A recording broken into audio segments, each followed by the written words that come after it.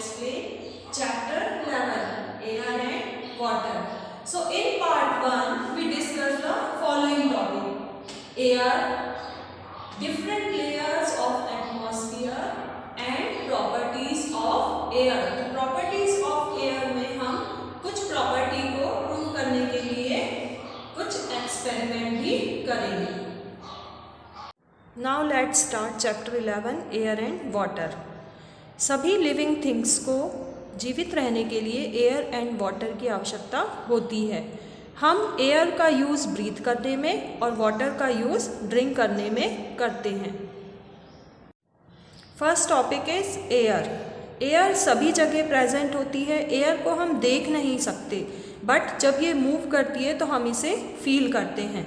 Air कई सारी gases का मिक्सचर होती है. इस मिक्सचर में 78% nitrogen, 21% oxygen and 1% other gases होती हैं.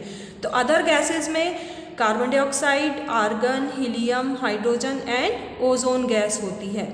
इसके साथ साथ एयर में water vapour, dust and smoke भी होता है. नाइट्रोजन. नाइट्रोजन का use living things directly air से नहीं करते हैं. प्लांट्स को नाइट्रोजन सॉइल से मिलती है. एनिमल्स को नाइट्रोजन प्लांट्स और मीट के थ्रू मिलती है. Nitrogen is not support burning. Nitrogen burning में सपोर्ट नहीं करती है, बट इसकी एब्सेंस में स्मॉल फायर को कंट्रोल करना भी मुश्किल होता है. Next oxygen. सभी लिविंग थिंग्स ऑक्सीजन का यूज़ करते हैं. उनके लिए ऑक्सीजन की आवश्यकता होती है. इसके साथ साथ ऑक्सीजन बर्निंग में भी सपोर्ट करती है. Other gases. कार्बन डाइऑक्साइड का यूज़ प्लांट्स फोटोसिंथेसिस प्रोसेस में करते हैं. फोटोसिंथेसिस प्रोसेस प्लांट्स की फूड प्रिपेयर करने की प्रोसेस होती है, जिसमें वो वाटर, सनलाइट और कार्बन डाइऑक्साइड का यूज़ करके अपना फूड प्रिपेयर करते हैं. इसके साथ साथ कार्बन डाइऑक्साइड का यूज़ फायर एक्सटिंक्शर में भी किया जाता है. फायर एक्सटिंक्शर का यूज़ आग को बुझाने में किया जाता है. आर्गन का use bulb and fluorescent tube बनाने में किया जाता है. Atmosphere. The earth is surrounded by a blanket of air called the atmosphere. हमारी अर्थ को एयर के ब्लैंकेट ने चारों ओर से कवर कर रखा है, तो इस ब्लैंकेट ऑफ एयर को कहते हैं एटमॉस्फेयर. एटमॉस्फेयर हमारे अर्थ के चारों ओर रुका हुआ है ग्रेविटी के कारण. ग्रेविटी ने इसको होल्ड करके रखा हुआ है. It can be divided into 5 layers as show below. Atmosphere को 5 लेयर में डिवाइड किया गया है, जो नीचे यहाँ शो हो रही हैं. फर्स्ट लेयर इज ट्रोपोस्फेयर, जो कि हमारे अर्थ सरफेस के ऊपर है. जितने भी मौसम चेंजेस होते हैं वो सभी इसी लेयर में होते हैं. सेकेंड लेयर का नेम है स्ट्रेटोस्फेयर. जितने भी एयरक्राफ्ट फ्लाई करते हैं वो सभी एटमॉस्फेयर की सेकेंड लेयर में फ्लाई करते हैं. इसके साथ साथ ओजोन लेयर भी इस सेकेंड लेयर में ही प्रेजेंट होती है. ओजोन लेयर सन से आने वाली हार्मफुल अल्ट्रावायलेट रेज से हमें प्रोटेक्ट करती है. थर्ड लेयर है मीसोस्फेयर. थर्ड लेयर में मेट्रॉइड्स बर्न हो जाते हैं, जिससे कि ये हमारे अर्थ सरफेस को क्रैश नहीं कर पाते हैं. मेट्रॉइड्स क्या होते हैं? मेट्रॉइड्स स्मॉल रॉक्स होती हैं जो कि स्पेस में मूव करती रहती हैं. तो जैसे ही ये मीसोस्फेयर लेयर में आती है ये बर्न हो जाती हैं. Fourth layer name is thermosphere. जितने भी स्पेस शटल हैं वो इसी लेयर में ऑर्बिट किए जाते हैं, स्थापित किए जाते हैं. Fifth and last layer is exosphere. इस लेयर में एयर की जो लेयर होती है वो बहुत ही थिन होती है. तो इस तरह से 5 लेयर में हमारा एटमॉस्फेयर डिवाइडेड है. The atmosphere helps us in many ways. Atmosphere कई तरह से हमारी हेल्प करता है. It protect the earth from becoming too hot. ये हमारे अर्थ को बहुत ज़्यादा गर्म होने से प्रोटेक्ट करता है, क्योंकि सनलाइट का लार्ज अमाउंट जो है वो हमारी अर्थ पर नहीं आ पाता है, ये एटमॉस्फेयर के द्वारा एब्जॉर्ब कर लिया जाता है.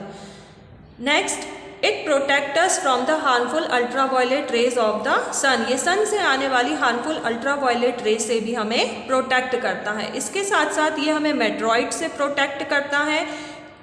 मेट्रॉइड्स अगर हमारी अर्थ सरफेस पे आ जाते हैं तो वो जब वो ग्राउंड पर हिट करते हैं तो इससे बड़े बड़े होल्स या क्रैटर हो सकते हैं। तो इससे मेट्रॉइड से हमारा एटमॉस्फेयर हमें प्रोटेक्ट करता है। Properties of air. Air has 3 property. It occupy space. Air को जितना भी स्पेस मिलता है वो उसको कवर कर लेती है। It has wait. एयर का वेट भी होता है। And it exerts pressure. ये प्रेशर भी एक्सर्ट करती है। सो थर्ड प्रॉपर्टी को एक्सप्लेन करने के लिए यहाँ एक एक्सपेरिमेंट दिया हुआ है। इस एक्सपेरिमेंट की हेल्प से हम एयर प्रेशर एक्सर्ट करती है ये शो करेंगे। इसके लिए हमें थिंग्स जो रिक्वायर्ड हैं वो है a glass, water and a piece of cardboard. किस तरह से ये एक्सपेरिमेंट करेंगे? Fill water in the glass up to the brim. Glass को पूरा ऊपर तक हम फिल करेंगे। फिर इसके ऊपर कार्डबोर्ड के पीस को रखेंगे। कार्डबोर्ड के पीस को हमें अपने हाथों से प्रेस करना है और ग्लास को टर्न कर देना है। ऊपर वाला हिस्सा नीचे कर देना है। फिर धीरे धीरे अपने हाथों को अलग करना है। इसके बाद हम क्या ऑब्जर्व करते हैं? The cardboard remains in its place and the water does not fall. हम क्या देखते हैं कि कार्डबोर्ड अपनी जगह पर ही रुका हुआ है और जो ग्लास है उसमें से वाटर नीचे नहीं गिर रहा है। तो इससे क्या निष्कर्ष निकलता है? The pressure exerted by the air outside keeps the cardboard in its place. क्योंकि बाहर से जो एयर है वो प्रेशर एक्सर्ट करिए जिसके कारण कार्डबोर्ड अपनी प्लेस पर ही रहता है। कुछ अदर एग्जाम्पल भी दिए गए हैं।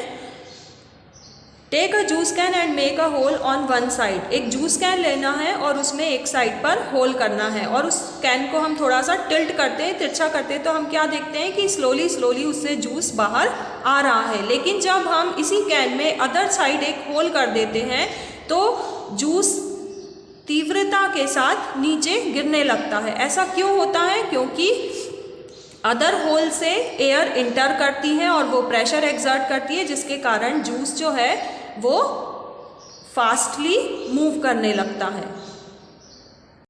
सो एयर की ये प्रॉपर्टी हमारे लिए कई तरह से यूज़फुल होती है, कई तरह से हमारी हेल्प करती है। It help us to drink juice through a straw. Straw की हेल्प से जब हम जूस ड्रिंक करते हैं तो उसमें एयर प्रेशर ही हेल्प करता है। फाउंटेन पेन और सिरिंज को फिल करने में भी ये हेल्प करता है। इसके साथ साथ ड्रॉपर्स को फिल करने में भी ये हेल्प करता है।